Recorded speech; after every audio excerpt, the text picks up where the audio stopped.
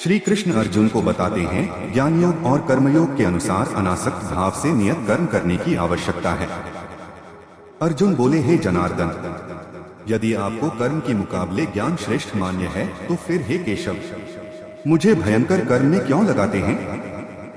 आप मिले हुए से वचनों से मेरी बुद्धि को मानो मोहित कर रहे हैं। इसलिए उस एक बात को निश्चित करके कहिए जिससे मैं कल्याण को प्राप्त हो जाऊं। श्री भगवान बोले, हे निष्पाप, इस लोक में दो प्रकार की निष्ठा मेरे द्वारा पहले कही गई है, यानी साधन की परिपक्व अवस्था अर्थात पराकाष्ठा का नाम निष्ठा है। उनमें से सांख्य योगियों की निष्ठा तो ज्ञान योग से और योगियों की निष्ठा कर्मयोग से होती है। ज्ञान योग का मतलब माया से उत्पन्न हुए संपूर्ण गुण ही गुणों में बरतते हैं ऐसे समझकर तथा मन, इंद्रिय और शरीर द्वारा होने वाली संपूर्ण क्रियाओं में कर्तापन के अभिमान से रहित होकर सर्वव्यापी सच्चिदानंद घन परमात्मा में एक ही भाव से स्थित रहने का नाम ज्ञान योग है। इसी को संन्यास, सांख्य योग आदि नामों से कहा गया है।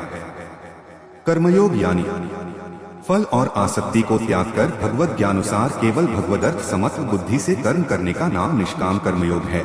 इसी को समत्व योग, बुद्धि योग, कर्मयोग, तदर्थ कर्म, मदर्थ कर्म, मतकर्म आदि नामों से कहा गया है।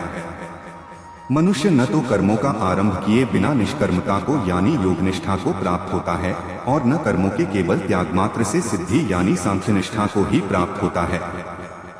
निष्कर्मता का मतलब जिस अवस्था को प्राप्त हुए पुरुष के कर्म अकर्म हो जाते हैं अर्थात फल उत्पन्न नहीं कर सकते, उस अवस्था का नाम निष्कर्मता है।